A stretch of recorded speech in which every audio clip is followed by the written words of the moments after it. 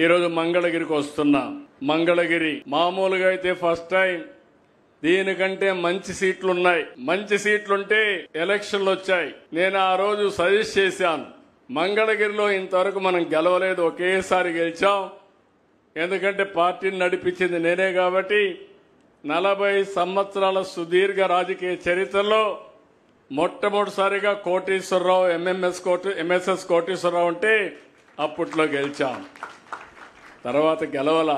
ఒకసారి సిపిఎంకి ఇచ్చాం, ఒకసారి బీజేపీకి ఇచ్చాం. కానీ ఇవన్నీ చూసిన తర్వాత మనం గెలవలేదు, మన కార్యకర్తలు హుషారుగా లేరు కాబట్టి లాస్ట్ మూమెంట్ పోతున్నారు కాబట్టి ఆలోచించమని నేనైతే సజెస్ట్ చేశాను. సజెస్ట్ చేస్తే కాదు నేను ఇక్కడే నిలబడతానని నిర్ణయం తీసుకున్నారు. నేను అలో చేశాను. అది అయిన తర్వాత 5,000 ఓట్లతో ఓడిపోయాడు. ఓడిపోయినప్పుడు అన్నాడు, నేను ఎక్కడైతే ఓడిపోయానో అక్కడే అద్వితీయంగా గెలవాలి, మంచి మెజార్టీతో గెలవాలని పట్టుదలతో ముందుకు వచ్చాడు. అది అతని పట్టుదల.